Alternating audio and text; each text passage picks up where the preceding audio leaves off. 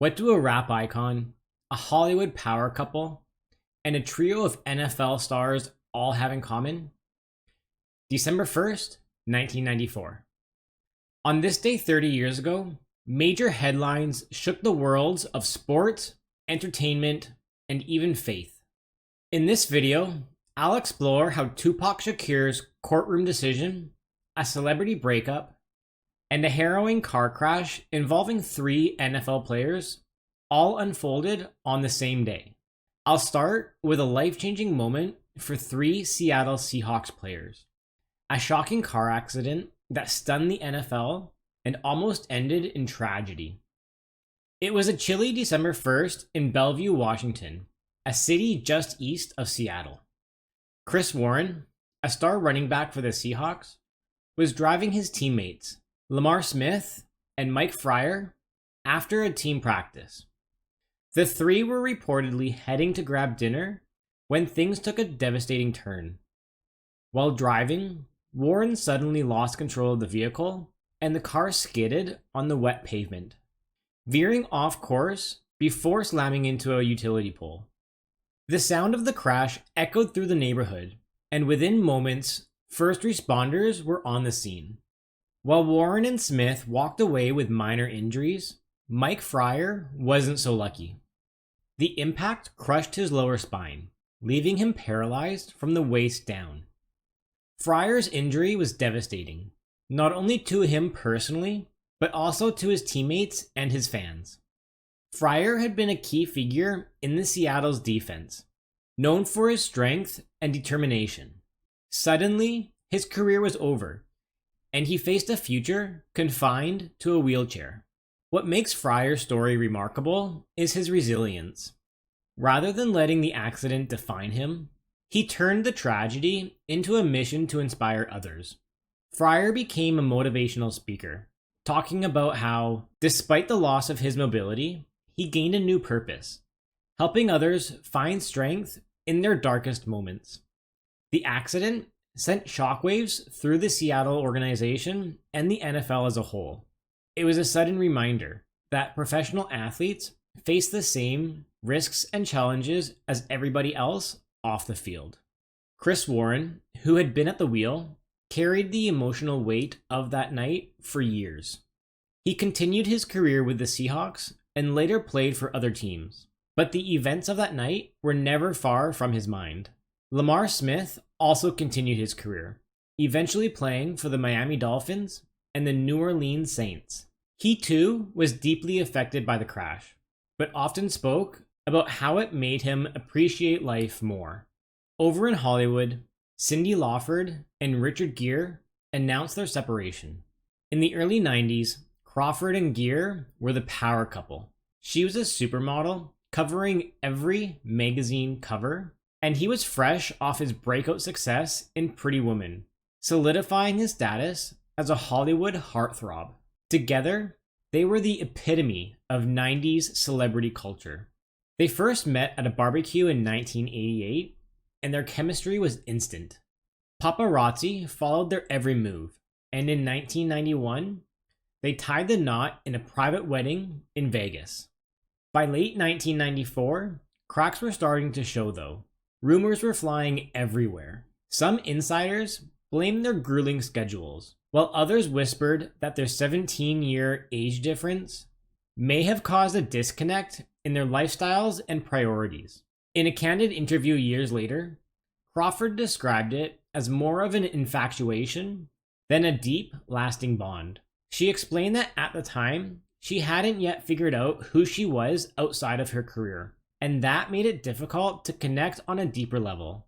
Despite the breakup, neither Crawford nor Gere let the separation define them. Crawford went on to marry in 1998, and Gere eventually married a publicist.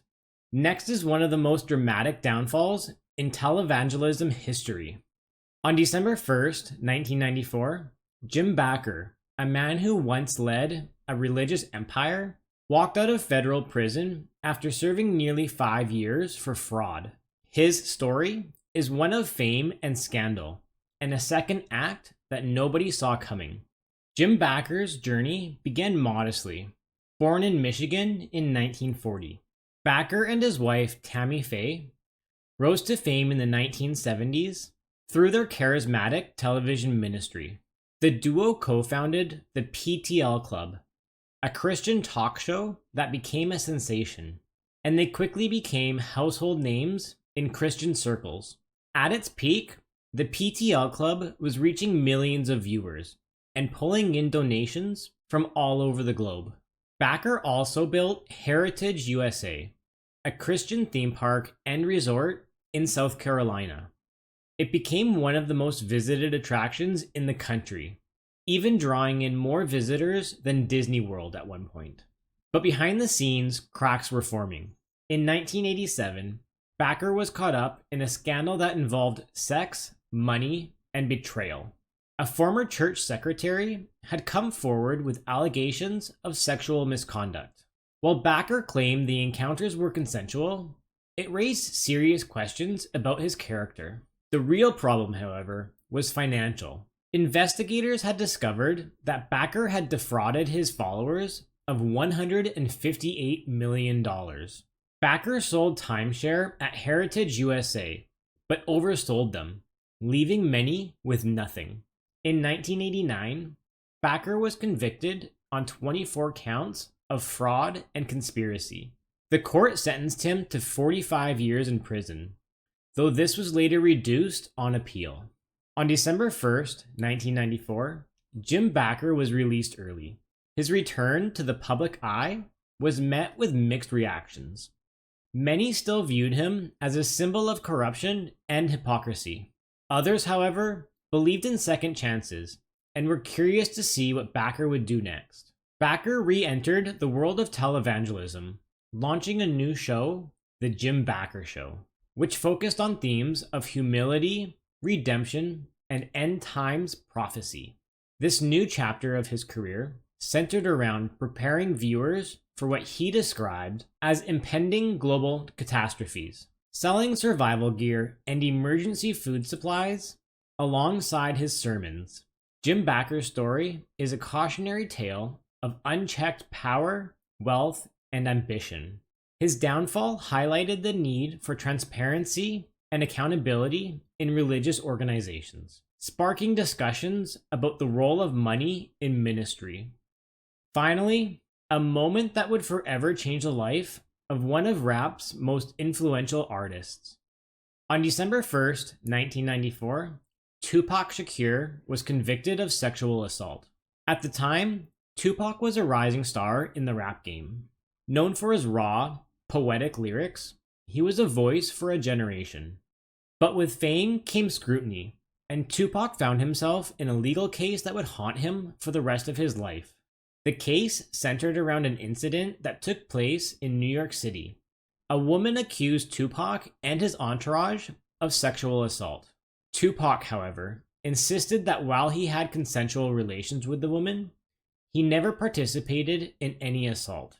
He maintained his innocence throughout the trial, arguing that he was being unfairly targeted due to his fame and outspoken character.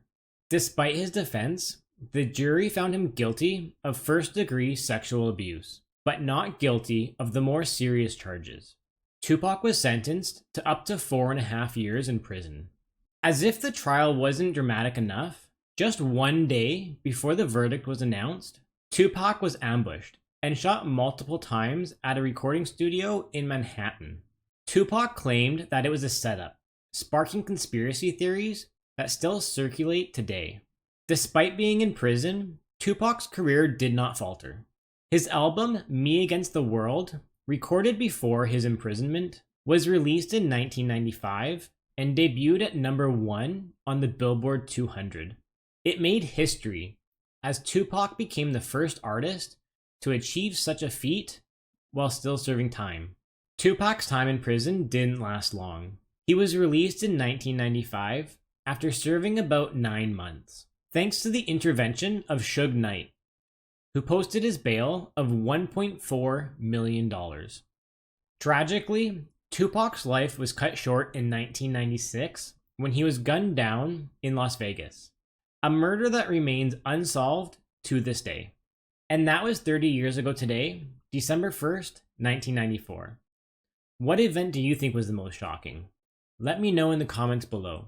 And don't forget to like and subscribe for more stories that shaped our history.